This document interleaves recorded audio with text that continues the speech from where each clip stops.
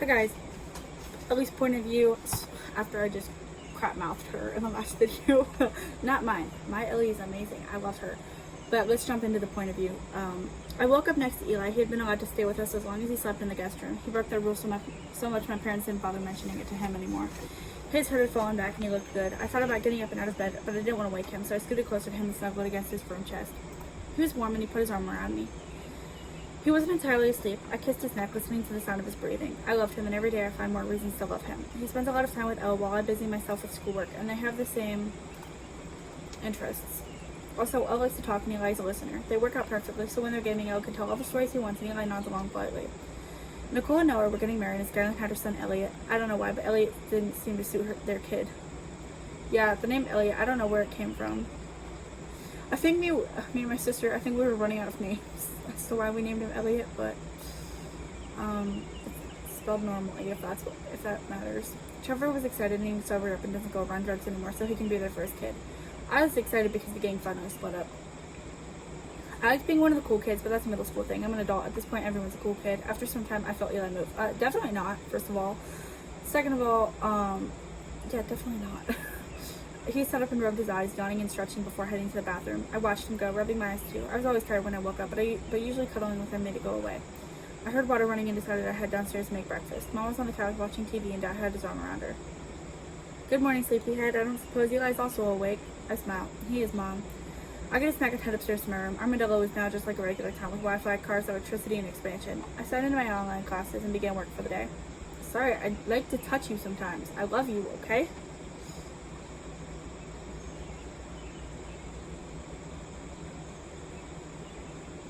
It's a back and forth thing. She touches me without my consent too. And it's the cat, if you can't tell.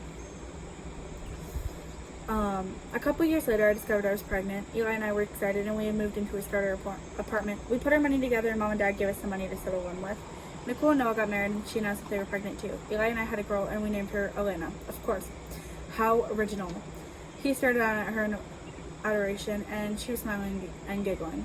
I continued through my online classes and Eli eventually told me to sleep in a different room. Why? I asked, pausing the video I had been inside. Because you need to catch up on some sleep. You can go ahead and sleep in the living room or something. I'll keep Elena in the room with me, and when she cries, I'll take care of her. I smile. Eli, you're too sweet. Thank you. I love you. I love you too. He kisses me, then goes off to take care of Elena, who had started crying. Nicole had her second daughter, Nikki, in October, and she was dressed up as a little butterfly for Halloween. We got together often since we were both moms and allowed our kids to crawl around and play together. Skyline didn't come around much, neither did Trevor. Trevor had moved away to New York like he said he would, and Becky had joined the police department, which now featured cars instead of chasing people on foot or with a horse. That was so funny to me. Like, did policemen use horses in the hundreds? That's a good answer. Good rough estimate. Poor roads and extensive rural areas made horse-mounted police a necessity in European states until the early 20th century. That is so funny to me. Some continue to do so today. I'm not judging at all. Like, don't get me wrong. I just find it so comical. I don't know why. I finally got into a sort of internship at the hospital, and America had been repopulated over the years again. I was still in school, but I was doing enough work and had enough experience to become a nurse. Eli agreed to move over to Pennsylvania since it was supposedly a good place and would be a good environment for Elena to grow up in. Yeah, get out, Ellie. Nobody likes you. I didn't say that. So I transferred over and packed things with Eli. Elena helped a little. Nicole was pregnant again by the time we were leaving, and I had to go back to her, warning her that Noah had bought our house. It wasn't much. It was a nice house with a nice yard, but it was a little run down. Eli hadn't been wearing his hoodie anymore. He wasn't as insecure about his eczema.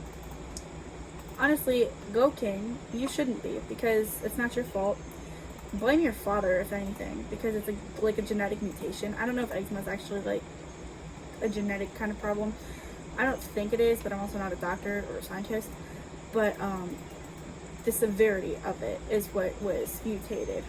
I decided to call her so I could tell her everything so she could be prepared. I dial her number and she answers immediately. Ellie, what are you doing up this late? Same to you. You answered on the first ring. I thought you were Noah. He's not with you? Well, no, he was needed back at the site and I can't sleep. I'm 8 months pregnant, you know. All the more reason you should get some sleep. I didn't call you about your sleep schedule, though. I called to ask how you and Noah were doing. As a married couple, not as people. Fine, Nicole lies. So easily, too. I wonder if she ever thought about Brian. I know she loved him. That would be like Eli leaving me to go live in another state. I wouldn't be able to handle that. I wouldn't be able to move on. Really? I asked. Yeah. Okay, then are you guys planning on moving or something? No one wants to buy Eli's in my house. We're moving out to Pennsylvania. Oh, that's interesting. I wonder which part she meant, but decided against asking. I was just kind of wondering why he would want our house. Nicole became extremely defensive, and it almost hurt to hear. For his parents, maybe? Ellie, if you think he's cheating, he's not. I promise you. He just works late because he's a construction worker, and he's one of the highest ranked people there. So also, his dad isn't in the best health, and he's probably either going to be moving in with us or into a nursing home. You don't know no other way I do. He loves me, and if you think otherwise, you're blind. It was nice talking to you. Have a good night, Ellie. Nicole hangs up on me, and I stare at my phone screen in shock. The last time she had hung up on me like that was when she confessed to me that she thought we should stop bullying. I didn't say no, I was cheating. I simply said he was interested in buying my house. I hope nothing is going on behind Nicole's back. I hope he isn't cheating. And he and Nicole have 3 kids together and another on the way. But who knows? I don't know the way she does. She was right on that part. Eli and I finished packing our car and began to drive over to Pennsylvania. We listened to the radio, stopping to get sleep and shower once before heading back out and making it to our little house we had bought. While unpacking, I couldn't help but wonder how Nicole was doing. I know last time I called she was angry at me, but I didn't mean to accuse Noah of cheating. Hopefully she was okay, and I figured I might call her when things were mostly settled in. I tried to keep up with her social media, but she wasn't active often. I also stalked Brian out for her. He was active a lot on Instagram and Facebook, and he said he deleted his Snapchat. Those were for middle schoolers. He looked good, and he was an official lawyer now. He worked for a company called House of Justice, and he had moved back to Armadillo. I wonder if Nicole knew. After everything was unpacked and we had been welcomed in the neighborhood, Eli asked me if I wanted to watch a movie. Sorry, I got cut off. Hold on a second. He looked good. Ellie, you have a boyfriend or a husband, something. I don't know, but he... What? Caught in 4K. After we put Elena to bed, sure. I smile at him. I like watching movies with him. He doesn't fall asleep. Instead, he likes to comment on it and then discuss it at the end when the credits are rolling up. I don't discuss it at the end, but I do... I'm one of those people who low-key I talk through a movie, but it's not like every 5 minutes. If something really funny happens, or like whatever, like I'll make a joke here or there or whatever, but I don't talk through the whole movie. I don't know, I feel like I'm a pretty good person to watch movies with. Like I know when to shut up, surprisingly. But I don't know. Okay, I have to think of something to watch first. I smile and he does too. I couldn't wait to see what he came up with as I got Elena ready for bed. Oh, I'm making a mess. I tucked her in and read her a Pinkalicious book. Oh my god, those books were my childhood. I forgot about those until just now. It was her favorite book series and she had almost all of them. Girl Sam. I'm just kidding. Actually, I read a lot of Junie B. Jones too as a kid. I have a couple of her books still. I remember getting one and I read it in a whole day. I'm just kidding, not a whole day. It took me probably 6 hours at the latest. I can read a book. Okay, that's not 100% true. I can read like a middle school level book, elementary level book, in a day. Like I've read Diary of a Wimpy Kid books in a whole day. I keep saying whole, but it only takes me like 6-7 hours-ish. If I have the time to just sit there and read, I can. And the last Diary of a Wimpy Kid book I read, I didn't really like it. It was the newest. Well, I don't know if it's the newest anymore, but no offense, Jeff Kinney, but you need to let it go. You need to stop. The last one, I think it was like Deborah Overload. It wasn't that good and kind of made me sad. I don't know. Anyways, when she finally fell asleep, I kissed her forehead and snuck out of the room. I found Eli downstairs on the couch, a bowl of popcorn on the table and a remote in his hand. I'm controlling the movie tonight. He grins at me and I smile. Whatever you say, Mr. Brown. I kissed him before coming onto the couch, snuggling up against him and waiting for him to start the movie. I picked a walk to remember. Okay. Not bad. Not bad. Eli puts an arm around me in his play. I lay my hand on his shoulder, putting a hand on his knee. He hadn't been into any drugs in such a long time, especially since I found out I was pregnant with Elena. He had relapsed a few times before then, but I had always managed to pull him away from that path in life. He was silent while we watched the movie, and I felt his heart beating faster than it normally would. Are you okay? I asked, looking up at him. I whispered as if we were in a movie theater, despite us being on our own couch. He nods. Yeah, I'm fine. We were both still watching the movie, but I couldn't help but fear he had done something while I put Elena to bed. She was 4 now, and I was scared something would happen to Eli when I wasn't home. What if she went to the bathroom and found her hero, her father, unconscious? Skyline had been traumatized when she found her brother, and he had almost died. Eli was also quiet. He always said things about the movies, the characters, the plot, the set. Instead, he sat breathing, and even that sounded different. I kept sneaking glances at him. He looked just fine. What is wrong with him? I really don't know. But what if there was something else? What if it wasn't drugs? I decided to just wait until the movie was over before making a full investigation and coming to a conclusion. When the credits began to roll up, Eli finally spoke. That was a pretty movie, Ellie. I agree. Ellie, could you close your eyes? I have a surprise for you. Okay, so it's a surprise. He's just nervous. I hope. I feel like an idiot. I don't know why. I feel like such an idiot. I listened, thought I was nervous to see and hear what he had to show me. It says it, but it's supposed to say too. So if you're following along, I do apologize. I suck at this. I suck at authorhood. I felt him get up and then kept my eyes closed. There was no sound as Eli moved throughout the house. He was a quiet man, despite being above 6 foot and strong. He could sneak past me and I would never know he was even there, which is a good thing in some cases. He had been raised to be neither seen or heard, and said to be stuck in his room as if he didn't exist. He and Noah had practically grown up as brothers, and it was nice to see them be so close. Is it though? Because Noah sucks.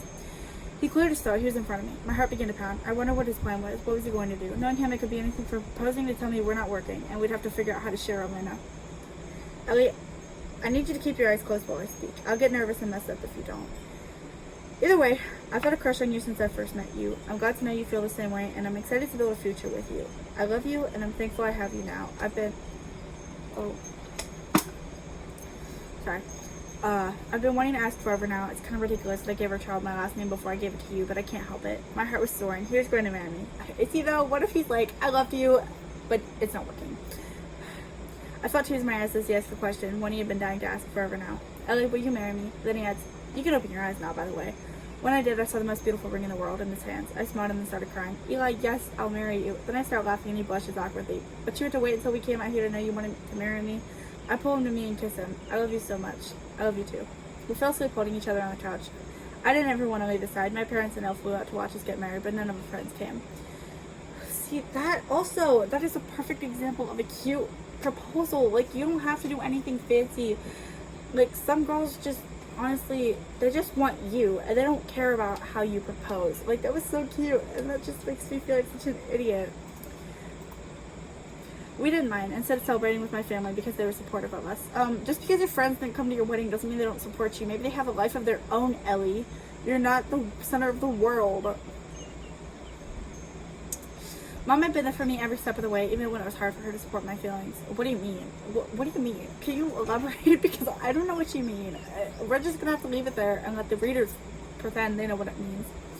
I was there to keep me in line, as was Dad, and they were excited for me. Elena was happy despite not knowing what marriage even was. I felt bad because most kids' parents are married before having them. At least if they plan on staying together, that is.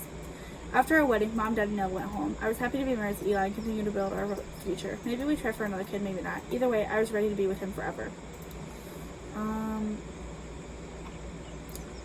So, actually, one day I was bored and I was low-key reading the dictionary a little bit.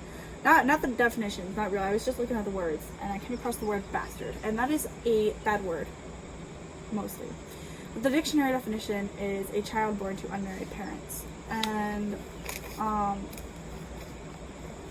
sorry, Elena, but